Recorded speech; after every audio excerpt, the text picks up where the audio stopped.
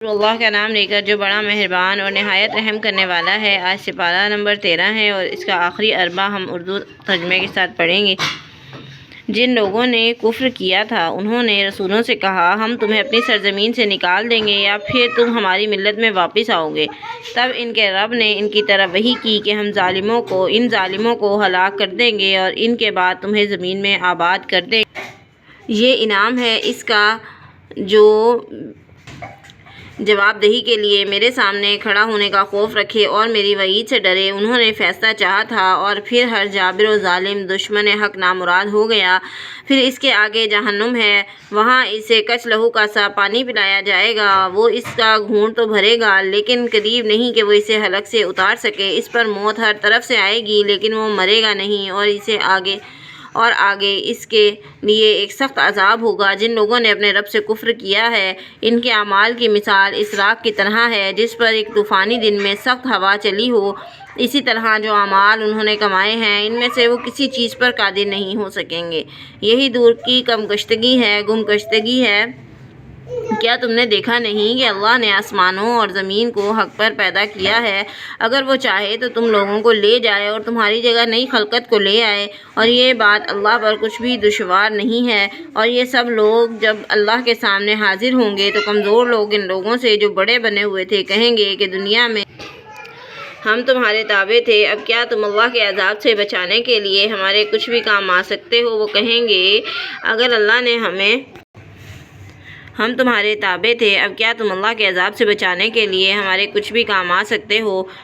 گے اگر اللہ نے ہمیں بچنے کی کوئی راہ دکھائی ہوئی تو ہم تمہیں بھی دکھا دیتے۔ اب تو ہمارے لیے برابر ہے کہ ہم جزا فضا کریں یا صبر کریں، ہمارے لیے بچنے کی کوئی صورت نہیں۔ اور جب معاملے کا فیصلہ چکا دیا جائے گا تو شیطان کہے گا کہ اللہ نے تم سے جو وعدہ کیا سچا کیا اور میں نے تم سے جو وعدہ کیا میں نے اس کے خلاف کیا۔ میرا تم پر کوئی زور تو نہ تھا سوائے اس بات کے کہ میں نے تمہیں دعوت دی اور تم نے میری دعوت قبول کر لی۔ اب مجھے ملامت نہ کرو، اپنے آپ کو ملامت کرو، یہاں نہ میں تمہاری فریاد رسی کر سکتا ہوں نہ تم میری۔ میں اس بات سے انکار کرتا ہوں کہ تم نے مجھے اس سے پہلے خدائی میں شریک بنایا تھا۔ ایسے ظالموں کے لیے تو دردناک سزا ہے۔ اور جو لوگ ایمان لائے اور جنہوں نے نیک عمل کیے وہ ایسے باغوں میں داخل کیے جائیں گے جن کے نیچے نہریں بہتی ہوں گی۔ وہ اپنے رب کے اذن سے ان میں ہمیشہ رہیں گے اور ان کا استقبال سلامتی کی مبارکباد سے ہوگا۔ کیا تم نے دیکھا نہیں کہ اللہ نے کلمہ طیبہ کی کیسی مثال بیان کی ہے؟ اس کی مثال ایک اچھی ذات کے درخت کی مانند ہے جس کی جڑ زمین میں جمی ہوئی ہے اور شاخیں آسمان میں ہیں، وہ ہر وقت اپنے رب کے حکم سے پھل دے رہا ہے۔ یہ مثالیں اللہ اس لیے بیان کرتا ہے کہ شاید یہ لوگ ان سے نصیحت حاصل کریں۔ اور کلمہ خبیثہ کی مثال اس بدذات درخت کی مانند ہے جو زمین کے اوپر سے ہی اکھاڑ لیا جاتا ہے، اس کے لیے کوئی استحکام نہیں ہے۔ اللہ تعالیٰ ان لوگوں کو جو ایمان لائے ان مضبوط قول کی وجہ سے دنیا کی زندگی میں اور آخرت میں ثبات عطا کرتا ہے، اور ظالموں کو اللہ بھٹکا دیتا ہے اور وہ جو چاہتا ہے کرتا ہے۔ کیا تم نے نہیں دیکھا ان لوگوں کو جنہوں نے اللہ کی نعمت کو ناشکری سے بدل دیا اور اپنی قوم کو ہلاکت کے گھر میں جھونک دیا، یعنی جہنم، جس میں وہ جھلسے جائیں گے اور وہ بہت بری جائے قرار ہے۔ اور انہوں نے اللہ کے کچھ شریک بنا دیے ہیں تاکہ وہ انہیں اللہ کے راستے سے بھٹکا دیں، اور ان سے کہو مزے کر لو، آخرکار تمہیں دوزخ ہی کی طرف پلٹ کر جانا ہے۔ اے نبی صلی اللہ علیہ وآلہ وسلم، میرے جو بندے ایمان لائے ہیں ان سے کہہ دو کہ نماز قائم کریں اور جو کچھ ہم نے ان کو دیا ہے اس میں سے کھلے اور چھپے خرچ کریں،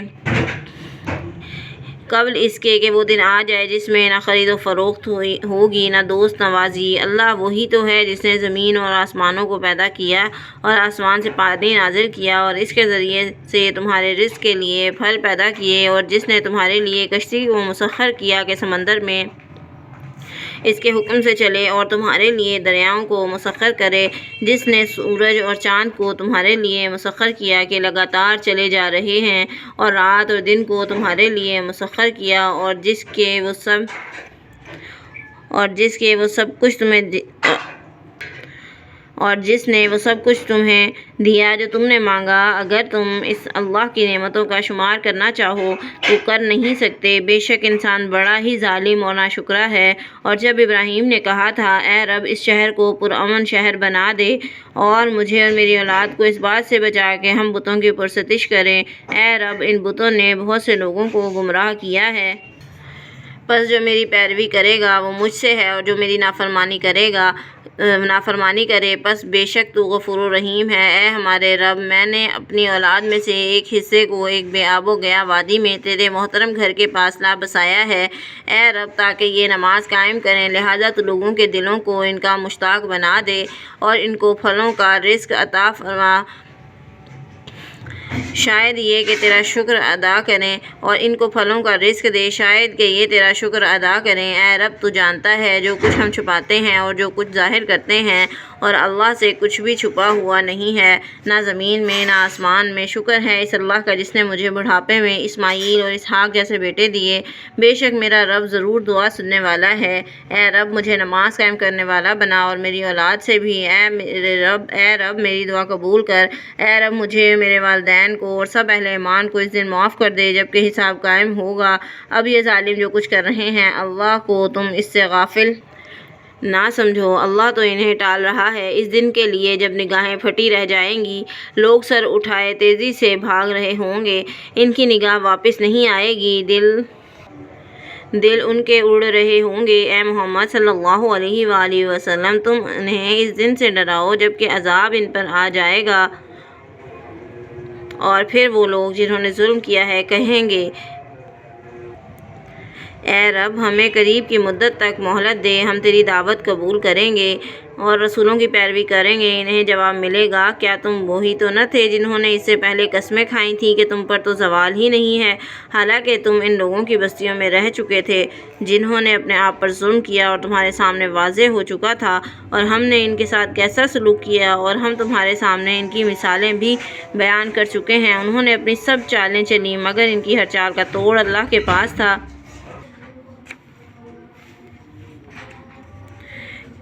اور ہم تمہارے سامنے ان کی مثالیں بھی بیان کر چکے تھے کہ انہوں نے اپنی سب چالیں چلیں مگر ان کی ہر چال کا توڑ اللہ کے پاس تھا، اگرچہ ان کی چالیں ایسی تھیں کہ پہاڑ ان سے ٹل جائیں۔